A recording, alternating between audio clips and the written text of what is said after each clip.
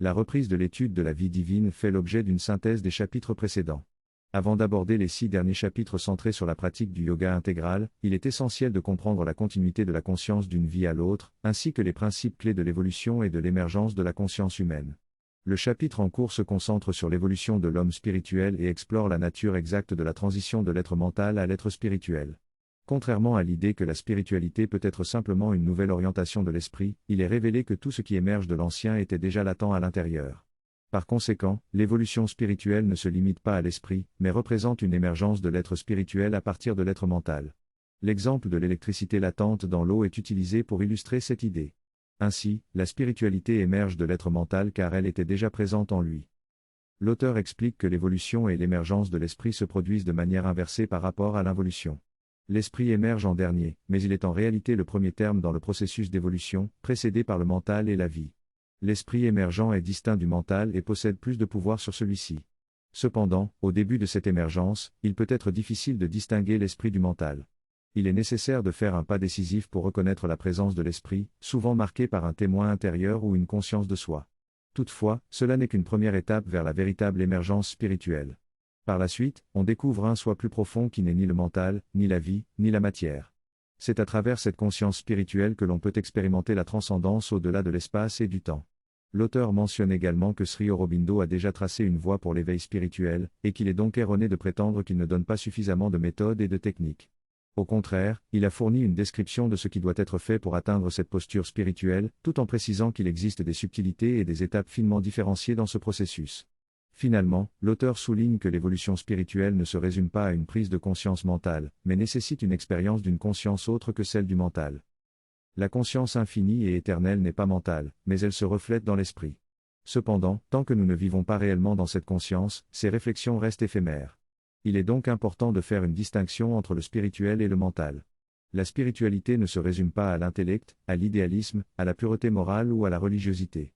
Ce sont des préparations pour la spiritualité, mais elles ne sont pas en elles-mêmes spirituelles. Elles sont toutefois utiles pour discipline, purifier et donner une forme adéquate à notre nature, afin de recevoir les influences spirituelles. La discipline est nécessaire pour surmonter les habitudes négatives et les réactions de rejet. La purification permet de se libérer des impuretés de la nature et de se rendre réceptif au spirituel. Enfin, donner une forme adéquate à notre nature signifie aligner notre personnalité et notre caractère sur le spirituel, pour être prêt à recevoir cette influence. Lorsqu'une personne entreprend un parcours spirituel, il est essentiel qu'elle dispose d'un corps et de nerfs solides pour supporter les forces spirituelles intenses. Si le corps n'est pas déjà fort, il peut être renforcé par l'influence de la force spirituelle. De plus, il est important que la vitalité de la personne soit entraînée pour devenir un instrument au service de la conscience supérieure. Cela peut être difficile, surtout pour les personnes ayant une grande vitalité, car elles sont souvent impulsives et passionnées. Cependant, si elles choisissent de se tourner vers l'esprit, elles peuvent devenir d'excellents instruments. Le militarisme offre un exemple de discipline de la vitalité. Dans l'armée, la discipline est essentielle pour maintenir l'ordre et la cohésion d'un groupe. Ainsi, les soldats doivent suivre des règles strictes et toute désobéissance est sévèrement punie. Bien que cela puisse sembler inhumain, il est important de souligner que ces règles ne s'appliquent qu'à des adultes volontairement engagés dans l'armée, et l'enjeu est souvent la vie et la survie d'une armée, d'un pays ou d'une civilisation entière. Dans le contexte spirituel, il est également crucial que la vitalité soit maîtrisée et soumise à une conscience supérieure. Beaucoup de personnes font l'erreur de laisser leur ego prendre le contrôle une fois qu'ils ont vécu une expérience spirituelle puissante. Ils peuvent utiliser ce pouvoir ou cette lumière pour justifier et exagérer leurs propres intérêts. Cependant, cela conduit souvent à une chute spirituelle. Finalement, le travail sur la vitalité et son alignement avec une conscience supérieure est un processus long et parfois difficile. Cependant, en développant cet instrument intérieur, les individus peuvent devenir de puissants canaux pour la spiritualité. La discipline est la première étape de l'éducation de soi. Cela signifie enseigner à toutes les parties de notre nature à obéir à une loi ou à un principe supérieur, que ce soit notre esprit rationnel ou quelque chose en dehors de nous. Cela nécessite de penser et de justifier nos actions et paroles par la raison, et de ne pas agir impulsivement. La discipline est souvent enseignée dans des contextes scolaires ou de formation, où il est nécessaire de suivre des horaires stricts, d'obéir à l'autorité et de faire preuve de discipline physique. Dans la discipline spirituelle, cependant, il n'est pas nécessaire de feindre la loyauté ou de prétendre être quelqu'un que l'on n'est pas, car cela serait contraire à notre vérité intérieure. La discipline spirituelle est un choix volontaire de suivre la volonté divine à l'intérieur de nous-mêmes. Dans la vie spirituelle, l'obéissance à une autorité extérieure peut aider au départ, mais la discipline interne et l'intégration de cette discipline doivent être des choix volontaires et personnels, afin de ne pas devenir hypocrite. Mère, fondatrice de l'ashram, a adopté cette approche en imposant que le minimum de règles, permettant aux enfants d'être eux-mêmes et de venir avec un cœur et un esprit ouverts. Elle a dit qu'elle voulait qu'ils soient vrais envers eux-mêmes afin qu'elle puisse travailler avec eux avec amour pour opérer un changement. Dans l'armée, où la discipline est rigoureusement appliquée, ceux qui ont un potentiel inné et qui ont déjà maîtrisé leur vitalité rebelle sont choisis pour grimper les échelons de la hiérarchie. Si l'on aspire à une transformation de la nature, il est important d'accepter tous les types de nature, ce qui rend la question de la discipline plus complexe. Dans l'ashram, chaque individu a des besoins différents en matière de discipline.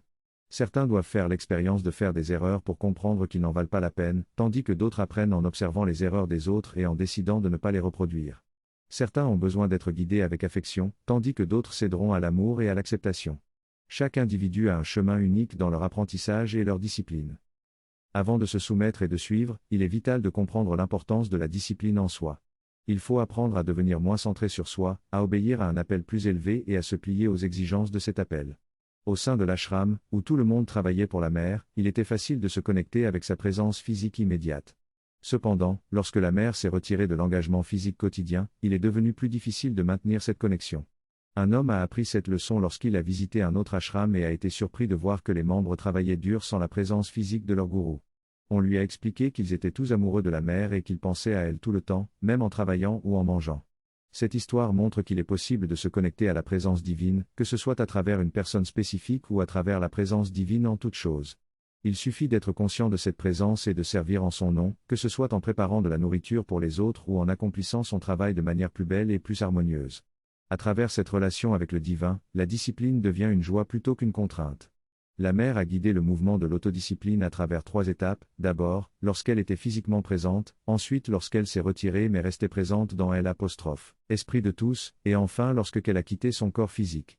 L'importance de la discipline de base demeure, car sans elle, notre nature instrumentale reste liée à ses anciennes habitudes chaotiques et impulsives, l'empêchant d'être un instrument conscient de l'esprit.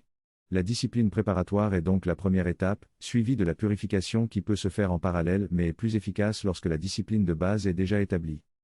La purification de soi décrite par Robin se fait en 2 étapes.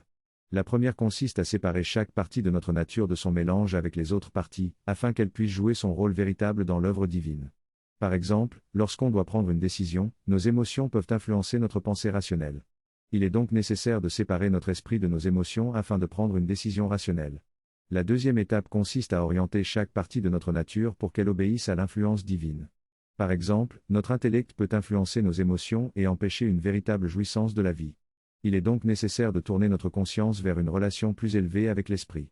Ainsi, la purification de soi implique de séparer et d'orienter chaque partie de notre nature pour qu'elle puisse servir de manière appropriée à notre relation avec le divin. Dans ce texte, l'auteur parle de la nécessité de purifier notre nature pour être orienté vers la volonté divine. Il explique que cela implique de discipliner nos différents aspects, intellect, émotions, sens, afin qu'ils soient alignés sur notre centre psychique intérieur ou sur un idéal spirituel plus élevé. Il souligne également l'importance d'une préparation préalable, notamment par le biais de l'éducation et de l'inculcation de valeurs élevées dès l'enfance. L'auteur mentionne également le rôle des religions et des cultures dans l'évolution spirituelle de l'humanité. Il conclut en soulignant que le temps est venu de se préparer à une ère spirituelle et que chaque individu doit contribuer à discipliner, purifier et donner une forme adaptée à sa nature pour devenir un instrument divin. Dans cet extrait, l'auteur parle de la spiritualité et de son lien avec la force. Il explique que le sikhisme a été la première tentative de fusionner la spiritualité avec l'aspect de la force, symbolisé par l'épée dans cette religion. Cependant, il affirme que cette unification a échoué car l'humanité n'était pas encore prête. Malgré cela, les Sikhs ont conservé les principales valeurs de dévotion, de force, de loyauté et de discipline. L'auteur note également que d'autres cultures à travers le monde ont des aspects similaires, comme les chevaliers en Angleterre. Il souligne cependant que ces valeurs traditionnelles sont en train de disparaître progressivement de notre société actuelle, mais il espère que leur importance sera comprise. Ensuite, l'auteur définit la spiritualité comme une prise de conscience de la réalité intérieure de notre être, au-delà de notre esprit, de notre vie et de notre corps. Il parle de l'éveil, de l'aspiration, du contact et de l'union avec cette réalité intérieure, et comment cela peut conduire à une transformation totale de notre être. Ces étapes sont présentées comme les premiers pas vers une vie spirituelle. Enfin, l'auteur explique que l'éveil spirituel est une expérience qui révèle la vraie nature de notre être, et que cela peut se manifester de différentes manières, comme une sensation d'être connecté avec tout, d'être présent partout ou encore d'être ouvert à l'amour universel. Il semble que l'auteur ait vécu différentes expériences spirituelles qui l'ont amené à prendre conscience de sa propre réalité intérieure, distincte de son esprit, de sa vie et de son corps. Il décrit 3 aspects de cette réalité intérieure, l'esprit, le soi et l'âme. L'esprit est caractérisé par un sentiment de transcendance, de vastitude et de universalité. Le soi est plus intimement personnel, avec une conscience de notre individualité et de notre amour-propre. L'âme est également personnelle, mais elle est marquée par un sentiment d'intimité et de profondeur. Ces expériences ont conduit l'auteur à une perception différente du monde, plus belle et sacrée. La spiritualité consiste donc à se réveiller à cette réalité intérieure qui est distincte de notre esprit, de notre vie et de notre corps. Une fois ce réveil spirituel initié, une aspiration intérieure se manifeste pour connaître et ressentir cette réalité intérieure, ainsi que pour entrer en contact avec la réalité plus vaste qui la transcende. L'auteur souligne l'importance de permettre à cette réalité intérieure d'émerger plutôt que de la chercher à travers nos émotions ou notre esprit. Il suggère de se souvenir de ces expériences et de laisser aller nos pensées, nos émotions et notre corps, afin de rentrer en contact avec cette réalité intérieure. L'auteur conclut en affirmant que l'essence de la spiritualité est de se réveiller à la réalité intérieure de notre être, qui est distincte de notre esprit, de notre vie et de notre corps, et de cultiver une aspiration intérieure pour connaître et ressentir cette réalité intérieure ainsi que pour entrer en contact avec la réalité plus vaste qui la transcende. Le deuxième niveau de la spiritualité est l'aspiration intérieure à approfondir la relation avec la réalité supérieure qui peut être ressentie à la fois dans l'univers et en soi. Le troisième niveau consiste à vouloir être en communion avec cette réalité et à transformer son être tout entier grâce à cette aspiration. La communion commence par établir une relation avec cette réalité, puis petit à petit, tout notre être se tourne vers elle. Cette communion et cette union provoquent une transformation de notre manière de penser, de ressentir et d'agir pour valoriser cette relation. Même ceux qui n'ont pas une inclination spirituelle formelle peuvent ressentir cette communion dans des moments spécifiques, comme lors d'une randonnée en montagne ou d'une promenade en forêt. Cependant, cette communion ponctuelle ne suffit pas, il est nécessaire que toute notre nature soit transformée par cette aspiration pour atteindre un niveau plus profond de vie spirituelle. Cette transformation conduit au 4e niveau de l'expérience spirituelle, un éveil qui conduit à un nouvel être, à une nouvelle nature résultant de cette communion et de cette transformation. Dans cet extrait, l'auteur parle de son éveil spirituel et de sa transformation intérieure. Il se compare à quelqu'un qui était auparavant à moitié endormi, et se rend compte maintenant de son nouvel état de conscience. Il constate que sa nature entière a changé et qu'il voit les choses différemment.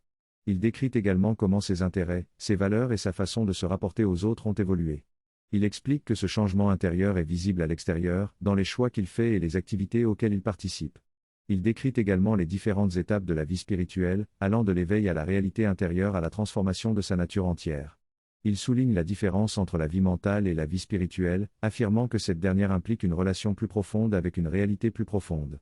Enfin, il mentionne que ceux qui sont intéressés par ces idées ont déjà commencé leur voyage spirituel, même si cela peut être à un stade préliminaire. Une fois par an, une lecture de Shirabin est organisée où des écrits sur la vie divine, la synthèse du yoga et le yoga sont lus. Certains venant de régions éloignées d'Orissa ne comprennent pas l'anglais ni les termes techniques, mais ils ressentent une lumière dorée en étant présents. Une femme raconte comment elle se sentait connectée spirituellement même sans comprendre tous les concepts. Une autre femme, sans éducation formelle, avait des expériences spirituelles profondes en méditant sur les lettres de Sri Aurobindo, sans même comprendre ce qu'elle vivait. Elle a même été guidée par la mère à travers des expériences vives et a ressenti sa présence même après sa mort. Il est souligné que la spiritualité n'a pas besoin d'une grande intellectualité ou d'une exaltation émotionnelle, mais simplement d'une recherche sincère et d'une immersion dans la réalité spirituelle. Dans ce texte, l'auteur explique que nos différentes parties, notre esprit, nos émotions et notre corps, peuvent souvent agir comme des barrières, mais si elles sont développées et alignées avec notre être intérieur, elles peuvent devenir d'excellents instruments pour s'exprimer clairement et exprimer l'amour spirituel et la conscience divine. L'auteur distingue clairement entre l'esprit et les parties supérieures de l'esprit de l'expérience spirituelle. Il souligne ensuite l'importance de l'évolution double de notre nature extérieure et de notre être intérieur. Cela implique l'évolution de notre nature mentale, notre subconscient et notre nature spirituelle. Le texte mentionne que l'émergence de l'esprit permet la révélation de soi et prépare le terrain pour l'évolution de notre être intérieur. Il souligne l'importance de la préparation de notre conscience mentale et de l'aspiration à une émergence spirituelle. L'auteur explique que notre biologie doit être préparée pour permettre l'émergence de la spiritualité, et que cela comprend le développement de la conscience du corps physique, de l'esprit et de l'intellect. L'auteur fait remarquer que la participation de la conscience intérieure à la préparation externe accélère le processus, mais souligne que l'évolution extérieure doit néanmoins être effectuée.